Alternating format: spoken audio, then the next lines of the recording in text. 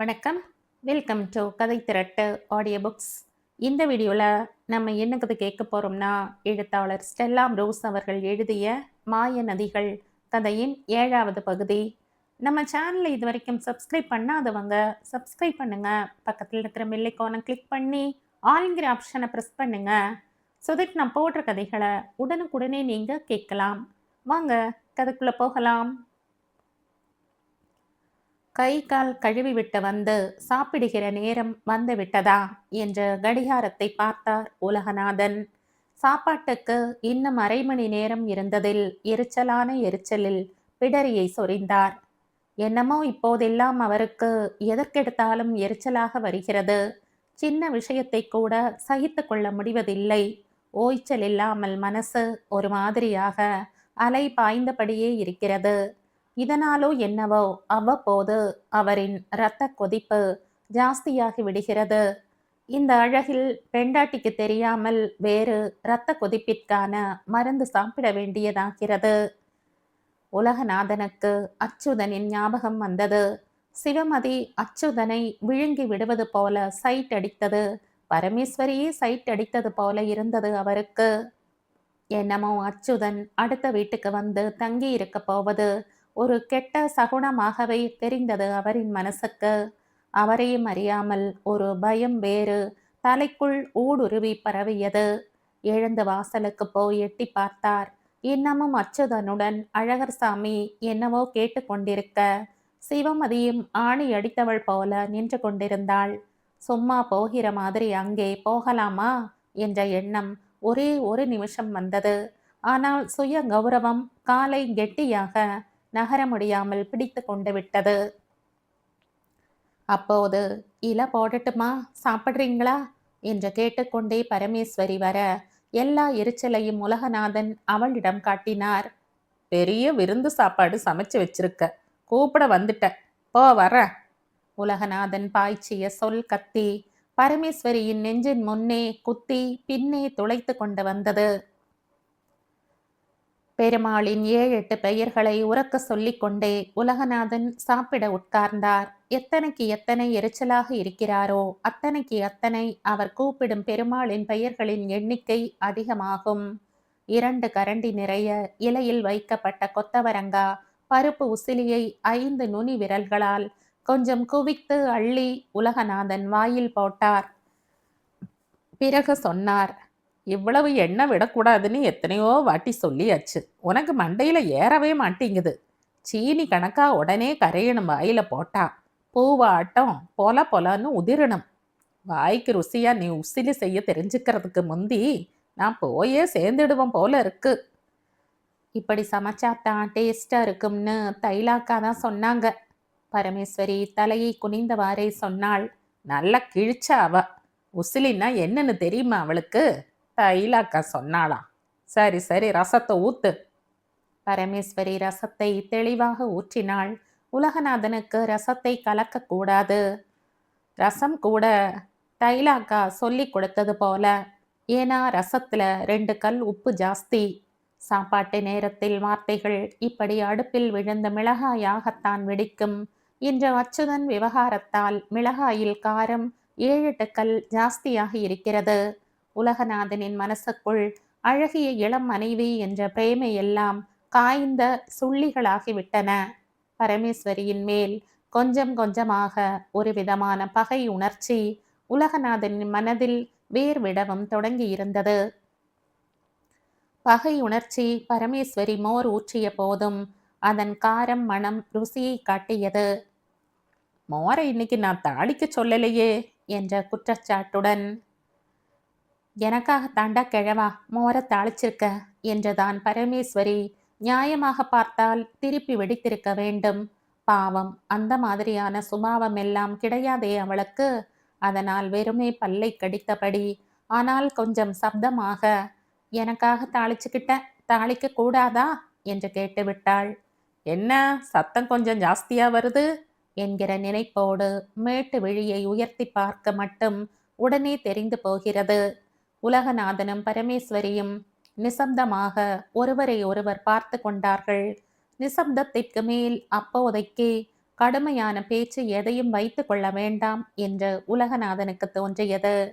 அதனால் தோசைக்கு அரைத்த மாவு போல பிசைந்து விட்ட மோர் சோறை கருவேப்பிலை துவையலுடன் வழித்து வழித்து உறிஞ்சுவதில் அவர் கவனத்தை திருப்பிவிட்டு கொண்டார். ரொம்ப நேரமாக கேட்க நினைத்து கொண்டிருந்த கேள்வியை பரமேஸ்வரி கேட்டாள். நான் கோயிலுக்கு போன போது ஒருத்தர் வந்திருந்தாரே, யாரு அவரு? அதுவா, அது ஒரு குட்டி சுவரு, உலகநாதன் எரிச்சலுடன் சொன்னார். ஏன் எப்ப பார்த்தாலும் இப்படி எரிச்சலாவே பதில் சொல்றீங்க? பரமேஸ்வரி பொறுமலை அடக்க முடியாமல் தான் கேட்டாள். வந்துட்டு போனவன் எவனா இருந்தா உனக்கென்ன? உலகநாதனும் அடங்கி விடவில்லை. ஏன் நம்ம வீட்டுக்கு புதுசா ஒருத்தர் வந்துட்டு போனா யாருன்னு கேட்க கூடாதோ? கேட்க கூடாதுன்னு யாரும் சொல்லலை இங்க. நீங்க பதில் சொன்ன விதம் கேட்க கூடாத கேள்விய நான் கேட்டுட்ட மாதிரி இருக்கு. உலகநாதன் சட்டென வேறொரு பாணிக்கு மாறிக்கொண்டார். சரி தாயி, சரி, நீ பெரிய மனசு கேட்டுட்ட, சொல்லிடுறேன்.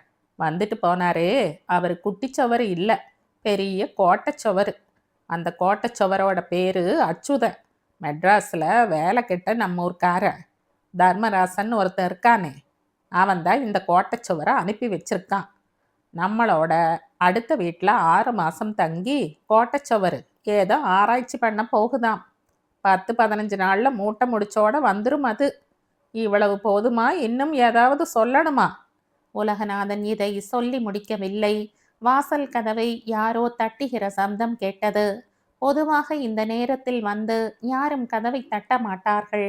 உலகநாதனுக்குள் அச்சுதன்தான் எதற்கோ திரும்பி வந்து விட்டானோ என்ற எண்ணம் வந்ததில் உபீர் என்ற பயம் அவருடைய உச்சந்தலையில் பாய்ந்தது. உடனே எழுந்து விட்டார். இரு இரு, நான் போய் பார்க்கிறேன் என்றபடி கையை கழுவி துண்டில் துடைத்து கொண்டே போய் கதவை திறந்தார். அவரின் சிநேகிதர் சோலைமலை நின்று கொண்டிருந்தார். என்னவே சோலை, நம்ம எம்எல்ஏ சங்கரலிங்கம் மேல எவன்களோ அக்னி திராவகத்தை ஊத்தி புட்டானுங்க அண்ணாச்சி. இந்த செய்தி உலகநாதனுக்கு உள்ளூர சின்ன சந்தோஷத்தை தந்தது. ஆனால் வெளிக்கே முகத்தை ரொம்ப துடித்து போனவர் மாதிரி மூஞ்சியை வைத்து கொண்டு, ஐயோடா பெருமாளே, யாருவே சோலை இப்படி ஒரு அநியாயம் செஞ்சது என்றார். யாருன்னு தெரியல அண்ணாச்சி, ஆளு பொழைக்கிறது கஷ்டம்னு பேசிக்கிறாங்க. திண்ணவேலி பக்கமெல்லாம் ஒரே கலாட்டாவாம். பஸ் எல்லாம் அங்கங்க நின்று போயிருச்சான்.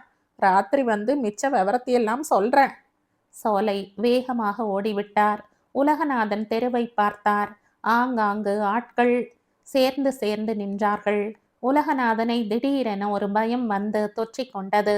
நின்று நின்று பார்த்துவிட்டு அச்சுதன் பஸ் எதுவும் இல்லாமல் திரும்பி வந்துவிட்டால் ஒன்றும் செய்ய முடியாது. வேண்டாத விருந்தாளியை வந்து தொலை என்று வீட்டிற்குள் அழைக்கத்தான் வேண்டும். உலகநாதன் கோவிந்தா கோபாலா என்ற பெருமாளை ரொம்ப அவசரமாக அழைத்தார். திருநெல்வேலியில் கலாட்டா எதுவும் இல்லாமல் நல்லபடியாக பஸ் ஏறி அந்த பையன் ஊர் போய் சேர வழி செய் பெருமாளே. இது உலகநாதனின் பிரார்த்தனை. ஆனால் பரமேஸ்வரியின் பிரார்த்தனை வேறு மாதிரி. பஸ் எதுவும் இல்லாமல் அச்சுதன் திரும்பி வந்து விட வேண்டும். பரமேஸ்வரியின் இந்த பிரார்த்தனைக்கு காரணம், அச்சுதன் திரும்பி வந்தால் அவனுடைய அழகான முகத்தை மறுபடியும் பார்க்கலாமே என்பதில்லை.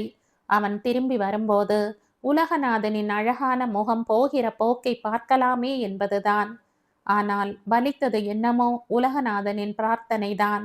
இருந்தாலும் எங்கே திரும்பி வந்து நிற்பானோ என்ற பயத்தில் மதியம் 2 மணியில் இருந்து சாயந்தரம் 5:30 மணி வரை திண்ணையிலேயே உட்கார்ந்திருந்தாரே, அந்த அழகே போதுமானதாக இருந்தது பரமேஸ்வரிக்கே. சென்னை சிந்தாதிரிப்பேட்டையில் தன் சொந்த பிளாட்டின் ஹாலில் தர்மராஜன் ஆங்கில தினசரியில் ஆழ்ந்திருந்தார். அவருடைய சொந்த ஊரான செந்துறை தொகுதியின் சட்டசபை உறுப்பினர் திராவகம் வீசப்பட்டு மரணமடைந்ததில் 2 நாட்களாகவே திருநெல்வேலி பக்கம் நடந்து முடிந்த வன்முறை செய்திகளின் தொடர்ச்சியை கவலையோடு அவர் வாசித்து கொண்டிருந்த போது, குட் மார்னிங் அங்கிள் என்ற குரல் கேட்டு நிமிர்ந்தார். புன் சிரிப்புடன் அச்சுதன் நின்று கொண்டிருந்தான். வா வா வா, நல்லபடியா வந்து சேர்ந்தியே. எல்லாருக்கும் ஏக டென்ஷன் இங்க. எனக்கும் தான் ஒரே டென்ஷன் அங்கிள். எப்படியோ 2 மணி நேரம் காத்து கிடந்து ஒரே ஒரு பஸ் வந்து, அதுவும் திருநெல்வேலிக்கு 3 கிலோமீட்டர் தூரத்திலேயே நின்று போய், ஏதோ ஒரு லக், கரெக்டாக ஹோட்டல் ரூமை காலி பண்ணிட்டு நெல்லை எக்ஸ்பிரஸை பிடிச்சிட்டேன். நிலைமை இப்போ கண்ட்ரோல் ஆயிடுச்சு போல. எப்படி இருக்கு எங்க செந்துரை? கொள்ளை அழகு அங்கிள். இவ்வளோ அழகா இருக்கும்னு நினைக்கவே இல்லை நான். லைஃப் பூரா அங்கேயே இருந்துடலாம். மரகத பச்சை போர்த்தின பூமின்னா அது செந்துரை தான். பாரடைஸ். உலகநாதன் எப்படி இருக்கான் பாரேன். இன்னொரு கல்யாணம் பண்ணிக்கிட்டு மூச்சு காட்டாம இருந்திருக்கா. நான் சொல்றேன்னு தப்பா நினைக்காதீங்க அங்கிள். என்னை அவர் சரியா ரிசீவ் பண்ணல. ஏதோ சீரியஸ் பிரச்சனை எதிலேயும் மாட்டிண்டு இருக்காரோ என்னவோ. ஒரு மாதிரி ரெஸ்ட்லெஸ்ஸாவே இருந்தார். அவரோட அடுத்த வீட்டுல கூட என்னை ஏதோ இஷ்டம் இல்லாம தங்க சொன்ன மாதிரி வேற இருந்தது. அப்படியா? ஆச்சரியமா இருக்கே நீ சொல்றது. கொஞ்சம் அந்தஸ்து அது இதுன்னு பாப்பானே தவிர பொதுவா வீட்டுக்கு வர்றவங்கள நல்ல விதமாத்தான் ட்ரீட் பண்ணுவான். நீங்க அனுப்பி இவ்வளவு தூரம் போயிருக்க, ஒரு காஃபி சாப்பிட சொல்லல. வீட்டில் அவனோட புது ஒய்ஃப் இருந்தாளா இல்லையா? எங்கேயோ போயிட்டு வந்தாங்க. பட் அவர் கொஞ்சம் இன்டிஃப்ரெண்டாகவே நடந்துட்டார். ஒருவேளை அவரோட கேரக்டரே அப்படித்தானோன்னு என் மனசை சமாதானம் செய்துக்கிட்டேன். நீ சொல்றது எல்லாமே புதுசா இருக்கு. உங்களுக்கே தெரியப்படுத்தாம கல்யாணம் பண்ணிட்டு இருக்கார். அதுவே உங்களுக்கு புதுசு தானே? ஆமாமா, அதுவே புதுசுதான். வீட்டு மெம்பர்கள் மட்டுமே இருந்து 2ஆம் கல்யாணத்தை உலகநாதன் நடத்தி இருக்கலாம். அது தப்பில்லை. ஆனா இவ்வளவு நாளாகியும் கல்யாணத்தை பத்தி ஒரு வரி எழுதாம இந்த அடிப்பயலாட்ட இருந்துட்டான் பாரு. Some complex uncle. சரி, அவன் எப்படியும் போறான். உன்னால அவனோட அடுத்த வீட்டுல சமையலும் பண்ணிட்டு மேனேஜ் பண்ணிக்க முடியுமா? நல்லா யோசிச்சுக்க. நீ போய் வந்த நேரமே சரியில்லாத மாதிரி தெரியுது. எனக்கு இந்த சென்டிமெண்ட்ஸ் கிடையாது அங்கிள். செந்துறையில் அழகா நான் மேனேஜ் பண்ணிப்பேன். ரொம்ப அழகான அமைதியான பிளேஸ். எனக்கு அது போதும் அங்கிள். மனுஷன் முக்கியமே கிடையாது. உலகநாதன் உன்னை சரியா ரிசீவ் பண்ணலைன்னு சொல்றையே. Ignore it uncle. Just is a man of complex. அப்போ செந்துறைக்கு எப்போ கிளம்புறதா இருக்க? என் கைடு நாளைக்கு டெல்லியில இருந்து வரார். அவரை மீட் பண்ணி சில விஷயங்களை டிஸ்கஸ் பண்ண வேண்டி இருக்கு. அது முடிஞ்சிட்டா செந்துறை கிளம்புற தேதியை முடிவு பண்ணிடுவேன். உலகநாதன் கிட்ட இன்னொரு முரண்பாடும் எனக்கு உதைக்குது அச்சுதா. அவங்கிட்ட ஒரு ஆச்சரியமான கேரக்டரும் உண்டு. அவனுக்கு பிராமின் கம்யூனிட்டியே ரொம்ப பிடிக்கும். நிஜமாவா அங்கிள்? எஸ், உலகநாதன் பிராமணர்களை ரொம்ப அட்மையர் பண்ணுவான். அந்த ஜெனரல் அட்மினிஸ்ட்ரேஷனை கூட உங்ககிட்ட காட்டல பாரவன். அதுக்கு காரணம் இப்படி கூட இருக்கலாம் அங்கிள். எப்படி? உங்களுக்கு தெரியப்படுத்தாம 2ஆம் கல்யாணம் பண்ணிண்டது திடீர்னு என்னால் உங்களுக்கு தெரிய வந்துடுத்து. ஒரு புதுசாக வந்தவங்கிட்ட கில்ட்டியாக நிற்க வேண்டியதாயிடுத்து பாவம் அவருக்கு. அந்த கில்ட்டி காம்ப்ளெக்ஸில் எங்கிட்டையும் ஸ்டிஃபாக நடந்துட்டாரோ என்னவோ. அவனோட புது ஒய்ஃப் எப்படி இருக்கா? Looks very young. முதல்ல அவங்கள பார்த்ததும் அவரோட டாட்டர்னு நினச்சிட்டேன். எந்த ஊர் பொண்ணுன்னு தெரியலை. அம்பா சமுத்திரத்தை சேர்ந்தவங்கன்னு கேள்விப்பட்டேன். அது யாரு சொன்னா உனக்கு? அழகர் சாமின்னு ஒருத்தர் சொன்னார். உங்களை ரொம்ப விசாரிச்சதா சொல்ல சொன்னார். ரொம்ப நல்லவன் அழகர் சாமி. பாவம், அவனோட மக ஒருத்தி ரொம்ப சின்ன வயசுலயே விடோ ஆயிட்டா. அந்த லேடியை கூட பார்த்த அங்கிள். 10 நிமிஷம் அவங்க வீட்டு திண்ணையில தான் உட்கார்ந்திருந்த. குடிக்கிறதுக்கு ஜில்லுன்னு மோர் கொடுத்ததே அந்த அழகர் சாமி வீட்டுக்காரங்க தான். இந்நேரம் விஷயம் செந்துரு போறாவும் தெரிஞ்சு ஒரே உன்னை பத்தின பேச்சாத்தான் இருக்கும். தர்மராஜன் சொன்னது சரிதான். 6 மாதம் அச்சுதன் செந்துறையில் தங்கி இருக்க போகிற செய்தி சில மணி நேரங்களில் ஊர் முழுக்க தெரிந்து போய்விட்டது. எல்லார் மத்தியிலும் அதே பேச்சுதான். செந்துறையின் சரித்திரத்தில் இது ரொம்ப ரொம்ப புதுசு. அச்சுதனை போல எந்த ஒரு இளைஞனும் இந்த பட்டிக்காட்டு கிராமத்தில் வந்து எதற்காகவும் தங்கி கொண்டது கிடையாது. அதனால் அச்சுதன் வரப்போவதும் அவன் மேற்கொள்ளப் போகிற ஆராய்ச்சியும் செந்துறைக்காரர்கள் எல்லோருக்குமே முக்கியமானதாகிவிட்டன. அச்சுதன் உலகநாதனின் வீட்டில் வந்து தங்கப் போவதால் எல்லோரும் அவரிடம் வந்து வந்து விசாரித்தார்கள். உலகநாதன் ஏற்கனவே எரிச்சலில் இருந்தார். வருவதற்கு முன்பே அச்சுதன் செந்துறையில் மிகவும் முக்கியஸ்தன் மாதிரி வேறு ஆகிவிட்டதில் அவருக்கு இன்னும் எரிச்சல் ஜாஸ்தியாகிவிட்டது. ஆனால் இந்த எரிச்சலை கடுகளவும் கூட ஊர்க்காரர்கள் யாரிடத்திலும் காட்டிக்கொள்ளாமல் ஜாக்கிரதையாக இருக்க வேண்டியிருந்தது. அவர் காட்டினால் அவருக்குத்தான் அசிங்கம். உலகநாதனுக்கென்று ஏற்பட்ட மன சிக்கல் இதுதான். இந்த மன சிக்கலுடன் அச்சுதனின் செந்துறை வருகைக்காக ஒருவித துயரத்துடன் அவர் காத்திருந்தார் என்றால் அவரின் மனைவி பரமேஸ்வரியும் அழகர்சாமியின் மகள் சிவமதியும் வெவ்வேறு விதமான மனநிலைகளோடு அச்சுதனின் வருகைக்காக காத்து கொண்டிருந்தார்கள். இப்போது சிவமதியின் மனநிலை கற்பனை கூட செய்திராத அழகே உருவாக அச்சுதன் அவளுடைய வீட்டின் எதிரில் நின்றபோது சிவமதிக்கு கனவு காண்பது போல இருந்தது. அவளுக்கு பிடித்த ஒரு சினிமா நடிகனைப் போல இருந்தான் அச்சுதன். ஏதாவது ஒரு சினிமா நடிகனுடன் உடல் உறவு வைத்துக் கொள்ள வேண்டும் என்ற ரகசியமான ஏக்கம் சிவமதியின் மன ஆழத்தில் ரொம்ப நாளாக இருந்து கொண்டிருந்தது. அந்த ஏக்கத்தை தீர்க்கத்தான் அச்சுதன் செந்துறைக்கு வரப்போகிறான் என்று அவனை பார்த்த உடனே நம்ப ஆரம்பித்து விட்டாள். திண்ணையில் உட்கார்ந்து அச்சுதன் மோர் குடித்து கொண்டிருந்த போது சுத்தமாக சவரம் பண்ணப்பட்டிருந்த அவனுடைய பச்சையம் படிந்த முகவாய் சிவமதியை பாடாய்படுத்தியது. அதே போல அச்சுதனின் காது நுனிகளில் படிந்திருந்த செம்மையும் அவளின் மோகத்தை கிளறின. புருஷன் செத்து போன பிறகு சிவமதிக்கு வாழ்க்கையில் ஆண் என்பவனே அற்று போயிருந்தது. கிராமத்தில் இருந்த எந்த இளைஞனும் அவளுடைய மனதில் ஆணாக பதிவு பெறவே இல்லை. செந்துரை அவளுக்கு பெண்கள் மயமானதாக கசகசத்து வியர்த்து போயிருந்த போதுதான் திடீரென உலகநாதனின் மனமாற்றம் அவளுள் சின்ன மன சுகம் கொடுப்பதாக இருந்தது. ஆனாலும் பெண்கள் சூழ்ந்த சிவமதியின் உலகத்தில் உலகநாதனும் ஒரு ஊமை ஆம்பளையாகத்தான் உலவிக் கொண்டிருந்தார். ஒன்றும் இல்லாததற்கு ஊமை பிள்ளை போதும் போல் இருந்ததென்னமோ உண்மை. ஊமை பிள்ளை வேறு ஒருத்தியிடம் போய் பேசத் தொடங்கிவிட்டதும் கிடைத்து கொண்டிருந்த ஊமை சுகமும் கத்தரிக்கப்பட்டு விட சிவமதியின் பால் உணர்வு நாடிகள் அதிரத் தொடங்கிவிட்டன. அந்த அதிர்வில் அவளை சுற்றி அப்பிக் கிடந்த பொம்பளைகளை எல்லாம் சிவமதி வெறுக்கவும் கோபிக்கவும் ஆரம்பித்து விட்டாள். உப்பு பெறாத விஷயத்திற்கெல்லாம் கூச்சல் போட்டு பெண்களோடு சண்டை போட தயாராக இருந்தாள். அவளுடைய இந்த கோபங்கள் உச்சந்தலையில் இருந்த போதுதான் பச்சையம் படிந்த முகவாயுடன் அச்சுதன் அவளுடைய வீட்டு திண்ணையில் உட்கார்ந்து மோர் குடித்தாள். பூ பறிக்கவா போகும் கோபம்? அச்சுதன் என்னமோ மோர் குடித்துவிட்டு எழுந்து போய்விட்டான்.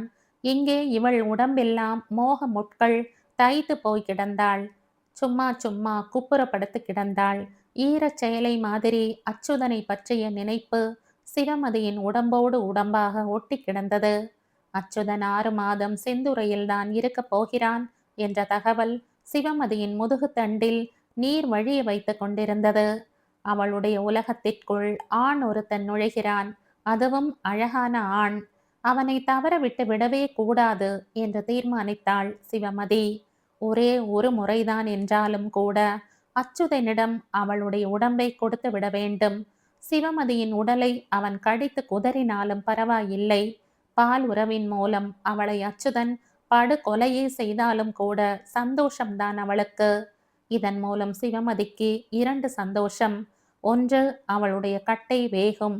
இரண்டாவது, இதன் மூலம் உலகநாதனை அவள் பழி தீர்த்து கொண்ட மாதிரியும் இருக்கும். இதற்காவெல்லாம் சிவமதி புயல் நேரத்து கடல் போல பொங்கி நுரைத்து அச்சுதனின் வருகைக்காக கரையோர தோணியாக கிடந்தாள். அடுத்து அச்சுதனின் வருகைக்காக காத்திருக்கும் பரமேஸ்வரியின் மனநிலை. ஆம்பளை இல்லாத பொம்பளை மயமாக சிவமதியின் உலகம் ஆகி போயிருந்ததென்றால் இளமையே இல்லாத வயோதிக மயமாகி போயிருந்தது பரமேஸ்வரியின் இளம் உலகம். பணக்கார கணவர் என்ற எண்ணத்தில் வாழ வந்த அவளுக்கு வாழ்வு அமைந்தது வயோதிக கணவரோடுதான். பரமேஸ்வரியை சுற்றிலும் உலகநாதனின் வயோதிக மூச்சே அனல் என வியாபித்திருந்தது. அனலில் அவளின் மனம் புழுங்கி வியர்த்து கிடந்தது. இளைஞன் என்பவனை பார்வையில் கூட காட்ட பயந்து எல்லா விதத்திலும் முதுமையையே பரமேஸ்வரியின் மனநிலையிலும் திணிக்க முற்பட்ட உலகநாதனின் கள்ள கிழத்தனம் அவளுடைய நெஞ்சில் இளமையின் சூழலுக்கான ஏக்கத்தை உண்டு பண்ணிவிட்டது. அம்பா சமுத்திரத்தில் கூட அவள் ஏழை இளம் பெண்ணாகத்தான் இருந்திருக்கிறாள். இந்த ஏமாற்றத்தையும் உலகநாதனின் மோசடிகளையும் பரமேஸ்வரியால் தாங்க முடியவில்லை. உலகநாதனை கல்யாணம் செய்து கொண்டதின் தவறு எல்லா விதத்திலும் வதைத்தது அவளை. இளைஞனின் தோழமைக்கும் இளம் சூழலுக்கும் பரமேஸ்வரியின் மனம் ஏங்க ஆரம்பித்து விட்டது. இந்த ஏக்கம் கலந்த மன சூழலில் தான் பரமேஸ்வரியின் வயோதிக சிறை கூடத்தின் வாசலில் வந்து மொத்த இளைஞர்களின் அழகு பிரதிநிதியாக அச்சுதன் வந்து நின்றிருக்கிறான். அந்த ஒரு நிமிஷம் பரமேஸ்வரி சூழ்ந்திருந்த வயோதிக அனல் சரேலென கலைந்தது.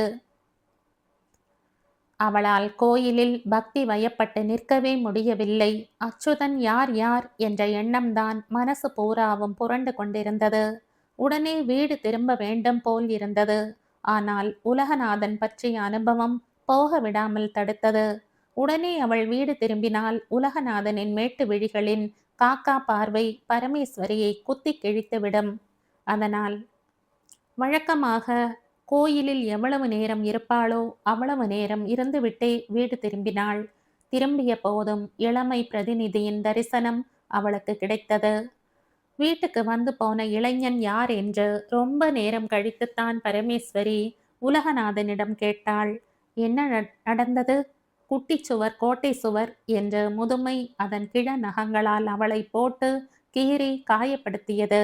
10ஓடு 11வது காயம்தான் இதுவென்று பரமேஸ்வரியால் பொறுத்து கொள்ள முடியவில்லை. முதலில் கொஞ்சம் திசை தெரியாமல் கலங்கினாள். சற்று அச்சுதனின் இளமையான தோற்றத்தை நினைத்து பார்த்து கொண்டிருந்தாள். உண்மை ஒன்று அவளுக்கு கண் கூடாக தெரிந்தது. அச்சுதன் வந்து தங்க போகும் நாட்கள் உலகநாதனின் கிழத்தன்மை மேலும் மேலும் ஆக்ரோஷப்பட்டு அவளை வார்த்தைகளால் காயப்படுத்தலாம். பதிலுக்கு பரமேஸ்வரியும் உலகநாதனை காயப்படுத்த மெனக்கிட வேண்டியதில்லை. அந்த காயத்தை அச்சுதனின் அழகும் இளமையும் ரொம்ப சாதாரணமாக செய்து முடித்துவிடும். அப்படி உலகநாதனை ஒவ்வொரு நாளும் ஆக்ரோஷப்படுத்தவாவது முதலில் அச்சுதன் செந்துரை வந்து சேரட்டும், மற்றவை நேரில். இந்த கோணத்தில் பரமேஸ்வரி அச்சுதனின் வருகைக்காக நாட்களை எண்ணிக்கொண்டிருந்தாள். இந்த 2 பெண்களின் எண்ண ஓட்டத்திற்கு உலகநாதன் மட்டும் சளைத்தவரா? அச்சுதன் வந்து சேர்கிற நேரம் பார்த்து பரமேஸ்வரியுடன் பம்பாய் டெல்லி என்று கம்பி நீட்டிவிட்டால் என்னவென்று கணக்கு போட்டார். பம்பாய் மகள் வீட்டில் 1 மாதம், டெல்லி மகள் வீட்டில் 1 மாதம், இப்படி 2 மாத பொழுதை ஓட்டிவிட்டு வந்தால் பிறகு 4 மாதங்கள்தான். அச்சுதன் பெட்டியை தூக்கி கொண்டு போய் விடுவான். என்றும் காட்டாத அன்புடன் ஈஸ்வரி தாயி என்று கூப்பிட்டு விஷயத்தை ஆரம்பித்தார். பாவம், கல்யாணமான 2 வருஷத்துல நீயும் நானும் அக்கடான்னு எந்த ஊருக்கும் போகவே இல்லை. அதனால பெரிய டூர் ஒன்று 2-3 மாசத்துக்கு போயிட்டு வரலாம்னு பார்க்கேன். பெரிய பாப்பா கூட 1 மாசம், சின்ன பாப்பாட்ட 1 மாசம், பிறகு அங்கே இங்கேன்னு 1 மாசம். என்ன சொல்ற? பரமேஸ்வரிக்கு பகீர் என்றிருந்தது. என்ன சொல்வதென்று தெரியவில்லை. ஒன்று தெரிந்தது, கிழவருக்கு அசாத்திய மூளை. இளமை வரும்போது முதுமை ஓட்டம் பிடிக்க பார்க்கிறது. என்ன தாயி ஒண்ணுமே சொல்ல மாட்டேங்கிற? முதுமை பொடி மட்டையை தட்டி கொண்டே கேட்டது. உங்களுக்கு போலாம்னு இருந்தா போயிட்டு வருவோம் என்று மட்டும் சொன்னாள். பேய்க்கு வாழ்க்கைப்பட்டவள் முருங்கை மரத்தில் ஏறாமல் இருக்க வழி எங்கேயாவது இருக்கிறதா? உனக்கு போலாம்னு தோணல போல இருக்கு. உலகநாதன் எப்படி கேட்காமல் இருந்தால்தான் ஆச்சரியம். அவசரப்பட்டு பரமேஸ்வரியிடம் எதை தின்றால் பித்தம் தெளியும் என்கிற வேகத்தில் கேட்டு விட்டாரே தவிர உட்கார்ந்து ராத்திரியெல்லாம் யோசித்த பிறகுதான் பிரச்சனை ஒன்று மூதறிஞரின் மூளையில் உரைத்தது. டெல்லியிலும் பம்பாயிலும் மகள்களின் பிளாட்கள் இருக்கின்ற கட்டிடங்களில் வசிக்கின்ற மற்ற குடும்பத்தினர்கள் எல்லோருக்கும் உலகநாதனையும் காந்திமதியையும் தெரியும். தமிழ் தெரியாத போதும் அங்கிள் என்றும் ஆன்டி என்றும் கூப்பிட்டு அன்போடு ஹிந்தியில் விசாரிப்பார்கள்.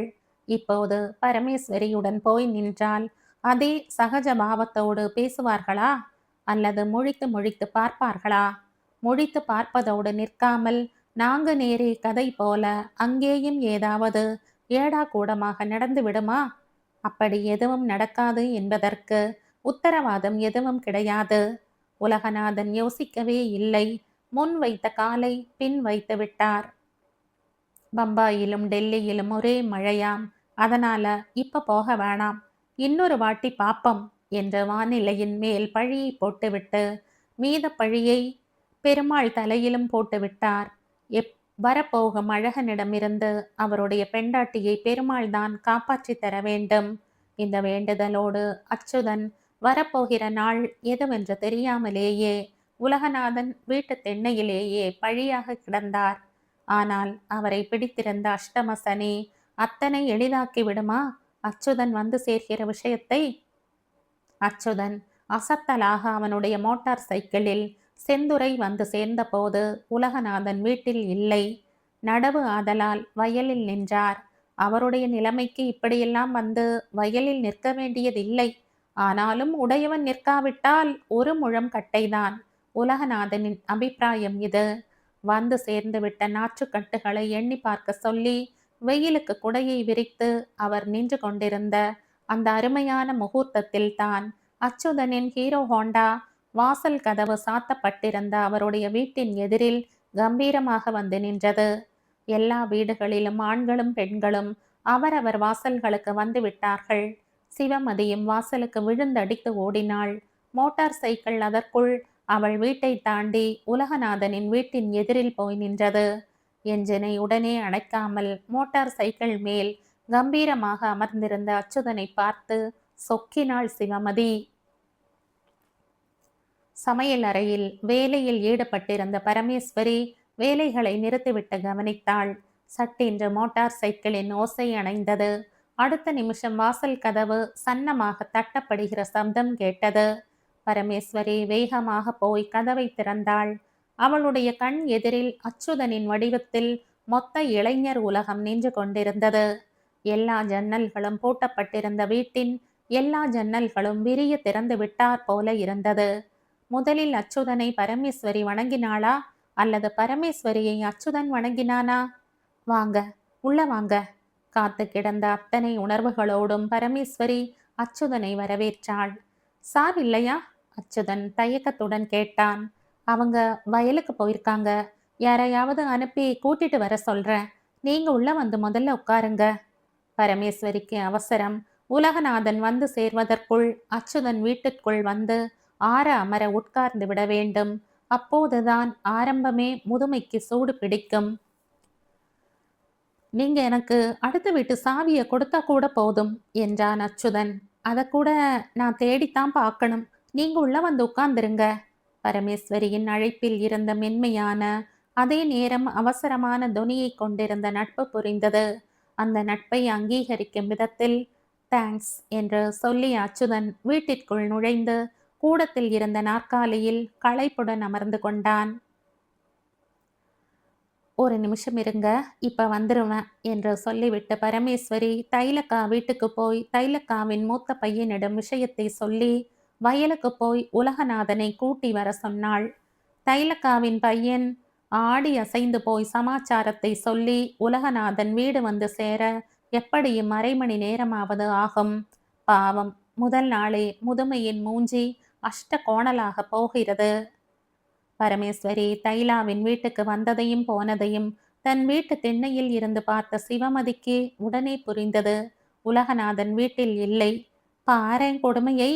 சிவமதிக்கு அச்சுதனுடன் கிடைக்க வேண்டிய தனிமை வாய்ப்பு பரமேஸ்வரிக்கே. சிவமதி பொறுமையுடன் முகத்தை ஒரு நொடிப்பு நொடித்து கொண்டாள். பரமேஸ்வரி வீட்டிற்குள் போவதற்கு முன் அச்சுதனின் மோட்டார் சைக்கிளை கொஞ்சம் பரவசத்துடன் பார்த்தாள். மோட்டார் சைக்கிளின் ஹேண்டில் பாரை ஒரு விரலால் தொட்டுவிட்டு வீட்டிற்குள் நுழைந்தாள். 1/4 மணி நேரத்துல வந்துருவாங்க. நீங்க உட்கார்ந்துருங்க, சாவியை நானும் தேடி பார்க்கறேன் என்று அச்சுதனிடம் சொல்லிவிட்டு பரமேஸ்வரி சமையல் அறைக்குள் போனாள். ஆனால் அவள் சாவியை எல்லாம் தேடவில்லை. வேகமாக அச்சுதனுக்கு காஃபி போட ஆரம்பித்தாள். சமையல் அறையில் பரமேஸ்வரி குறுக்கும் நெடுக்குமாக போய்க் கொண்டிருந்ததை நாற்காலியில் உட்கார்ந்தபடியே அச்சுதன் கவனித்து கொண்டிருந்தான். அதிகமாக போனால் 27 வயதிற்கு மேல் இருக்காதென்று நினைத்தான். இத்தனை அழகான இளம்பெண் உலகநாதனை மணந்து கொண்ட பின்னணி என்னவாக இருக்கும் என்பதை யோசித்து பார்த்தான். அப்போது அவனுக்கு மிக பெரிய சொம்பு ஒன்றில் பரமேஸ்வரி காஃபி எடுத்து வந்தாள். அவளுடைய கண்களில் அச்சுதன் என்ற இளைஞனுக்கு முதல் முறையாக காஃபி போட்டு தருகிற பரவசம் நிறைந்து கிடந்தது. காஃபியை வாங்கி கொள்ள அச்சுதன் கையில் வைத்திருந்த 2 பத்திரிகைகளை கீழே வைத்தான். பத்திரிகைகளின் பெயர்களை கவனித்த பரமேஸ்வரியின் மனம் அட என்று ஆச்சரியப்பட்டது. எப்பவும் இதெல்லாம் படிப்பீங்களா? பரமேஸ்வரி மானசீக நண்பனிடம் கேட்டாள். ஆமா, ரெகுலரா வாங்குவேன். இதையெல்லாம் நான் படிச்சுட்டு தரட்டுமா? தாராளமா. மேலே இருக்கிற இஷ்யூல என் கதை ஒன்று கூட பப்ளிஷ் ஆகியிருக்கு. பரமேஸ்வரிக்கு மற்றொரு ஆஹா! நண்பன் கதை கூட எழுதுவான். கதை புஸ்தகம் எது வாங்கினாலும் எனக்கு தர்றீங்களா? படிச்சுட்டு தர்றேன். வீட்டில் நீங்கள் என்ன பத்திரிக்கை வாங்குறீங்க? கொஞ்ச நாள் இதெல்லாம் வாங்கிட்டு வந்து தந்தாங்க. பிறகு வாங்கி தரதை நிறுத்திட்டாங்க. ஏன்? இப்போ தானே வந்திருக்கீங்க. நேரம் வரும்போது நானே சொல்கிறேன். அச்சுதன் பரமேஸ்வரியிடமிருந்து இந்த பரிமாற்றங்களை எதிர்பார்க்கவில்லை. ஆனால் தான் வரப்போவதை ஒருவித எதிர்பார்ப்புடன் விரும்பி கொண்டிருக்கிறாள் என்பது புரிந்தது. மெட்ராஸ்ல இருந்தேவா பைக்கில் வரீங்க? நோ நோ, ட்ரெயினில் தான் வரேன். பைக்கை பார்சல் வேனில் புக் பண்ணி போட்டு எடுத்துட்டு வந்துட்டேன். திருநெல்வேலியில் இறங்கினதும் டெலிவரி எடுத்து பெட்ரோல் போட்டுட்டு இதுலையே வந்துட்டேன். சரி, சாப்பாட்டுக்கு என்ன பண்ண போறீங்க? நானே தான் சமைச்சுக்கிறதா இருக்கேன். ஆனால் சாப்பாடு ஒரு பெரிய விஷயம் கிடையாது. So no problem. சாப்பாடு ஒரு பெரிய விஷயம் கிடையாது என்று சொன்ன ஒன்றுக்காகவே அச்சுதனை ஒரு நாள் அழைத்து ஜோரான சாப்பாடு கொஞ்சம் போட வேண்டும். எனக்கு சமையல் வேலை இருக்கு. நீங்க இங்கேயே வெயிட் பண்ணுங்க. அவங்க இப்ப வந்துடுவாங்க. காலியான காப்பி சொம்பையும் பத்திரிகைகளையும் எடுத்துக்கொண்டு பரமேஸ்வரி சமையல் அறைக்குள் விரைந்து விட்டாள். வீம்புக்காக பேசிக்கொண்டு நிற்கலாம். முதல் நாளே இத்தனையையும் தாங்க மாட்டார் உலகநாதன். பரமேஸ்வரிக்கு இருக்கிறது 6 மாச அவகாசம். அச்சுதன் வாச்சில் மணி பார்த்தான். சரியாக 12. உலகநாதன் சீக்கிரம் வந்தால் தேவலை என்றிருந்தது. அவன் எண்ணத்தை பூர்த்தி செய்கிற வேகத்தில்தான் உலகநாதனும் வேக வேகமாக வந்து கொண்டிருந்தார். அசாத்திய கோபம் அவருக்கு. கடுதாசி போடாமல் அழகன் அவன் பாட்டுக்கு கிளம்பி வந்திருக்கிறான். என்னமோ மாமியார் வீட்டுக்கு வருகிற மாதிரி. தெருமுனையில் திரும்பியதுமே உலகநாதனின் பார்வையில் பட்டது அச்சுதனின் மோட்டார் சைக்கிள் தான். ஓ, துரைக்கு இது வேறயா? மோட்டார் சைக்கிளை சுற்றி சின்ன பையன்களின் ஒரு பட்டாளமே நின்று வேடிக்கை பார்த்து கொண்டிருந்தது. பெரிய பிளைமத் கார் நிற்கிறது. அதை வேடிக்கை பார்க்க கூட்டம் வேறு. உலகநாதன் வீட்டு வாசலில் கால் வைக்கவும் சைக்கிளில் வந்த தந்தி சேவகன் வந்து இறங்கவும் சரியாக இருந்தது. தந்தி அவருக்குத்தான். வாங்கி பார்த்தார். வீட்டினுள் உட்கார்ந்திருந்த அச்சுதன் மரியாதைக்காக எழுந்து வாசலுக்கு வந்தான். உலகநாதன் வேண்டும் என்றே அவனை திரும்பியே பார்க்கவில்லை. தந்தியை வாசித்து பார்த்தார். இன்று செந்துரை வருவதாக அச்சுதன் தான் அந்த தந்தியை கொடுத்திருந்தான். உலகநாதனுக்கு இருந்த கோபத்தில் தந்தி புரிந்து தொலையவில்லை. அச்சுதா, யார் இந்த தந்தியை கொடுத்தது? அச்சுதனிடம் காட்டி கேட்டார். அட, முந்தா நாள் நான் கொடுத்த தந்தி இது. இப்பதான் வந்து சேருது. உன்னை கடுதாசியில் எழுதி சொல்லியிருந்த. சாரி சார், லெட்டர் எழுத முடியாதபடி ஒரே அலைச்சல். அதான் தந்தி கொடுத்தேன். ஃபோன் பண்ணியிருக்க வேண்டியது தானே? வீட்டில் ஃபோன் அவுட் ஆஃப் ஆர்டர். அதனால அதுவும் முடியலை. சரி சரி, காலையில் ஏதோ ஜோலியாக அடுத்த வீட்டை திறந்தேன், பூட்டலை. சும்மா தான் கதவு சாத்தி இருக்கு. போய் இருந்துக்க. உனக்கு ஏதாவது வேணும்னா நான் இருக்கும்போது என்னை வந்து கேளு. அதுக்காக சும்மா சும்மா வந்து நிற்காத. நான் 1008 ஜோலிக்காரன். அச்சுதன் நன்றி சொல்லிவிட்டு நகர்ந்தான்.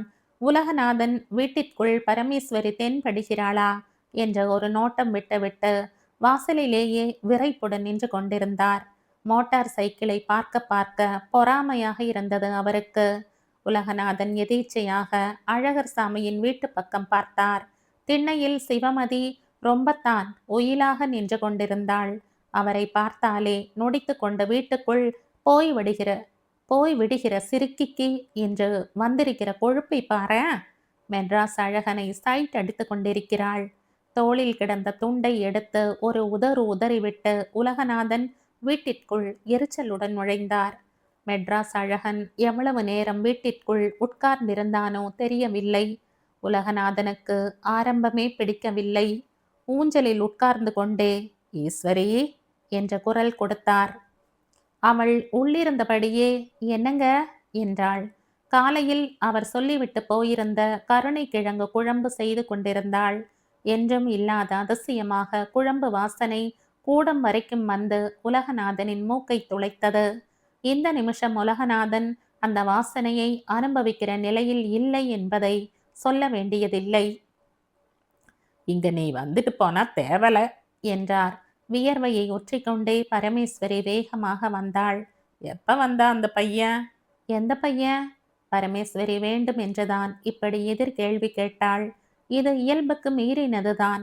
அதே நேரம் காலத்தின் கட்டாயம் அது. எரிச்சலை கலப்புற பாத்தியா? 100 பயலா வந்துட்டு போறான். எவன்னு குறிப்பா கேட்க? இந்த மெட்ராஸ்காரன் எப்ப வந்தான்னு கேட்க. மணியெல்லாம் பார்க்கல. வந்தாரு, உட்கார சொல்லிட்டு தைலக்கா மகனை அனுப்பிச்சேன். ஒன்றும் பேசலையா அவங்கிட்ட நீ? அவர்கிட்ட எனக்கு என்ன பேச வேண்டி கிடக்கு? எதுக்கு வீட்டுக்குள்ள உட்கார சொன்ன? திண்ணையில இருக்க சொல்ல வேண்டியது தானே? ஊர்ல இருந்து வர்ற ஒருத்தர் அப்படி சொல்றது மரியாதையா தெரியல எனக்கு. ரொம்பத்தான் மரியாதை கொடுத்து ஆகுது போல. கொடுக்க வேண்டியவங்களுக்கு மரியாதை கொடுத்தாதான் நமக்கு மரியாதை. போடு, பேச்செல்லாமே வேகமா வருது. உலகநாதன் இதற்கு மேல் பேச்சை வளர்க்க விரும்பவில்லை. நிறுத்தி கொண்டு விட்டார்.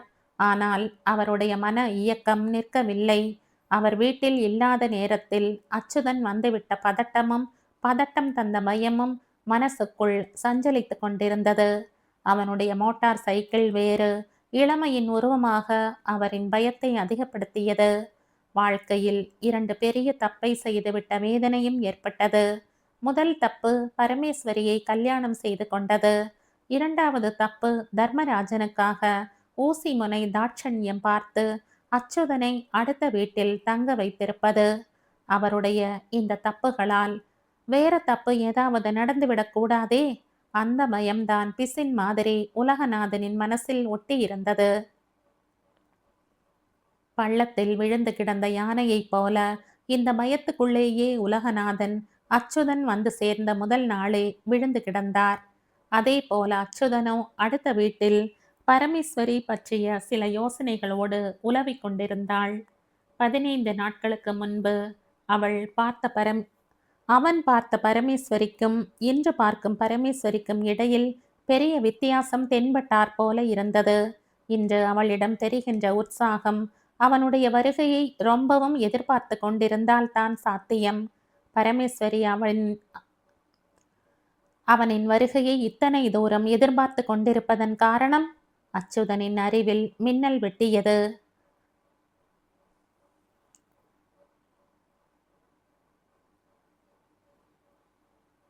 இந்த கதையின் தொடர்ச்சியை அடுத்த பதிவில் கேட்கலாம். நன்றி.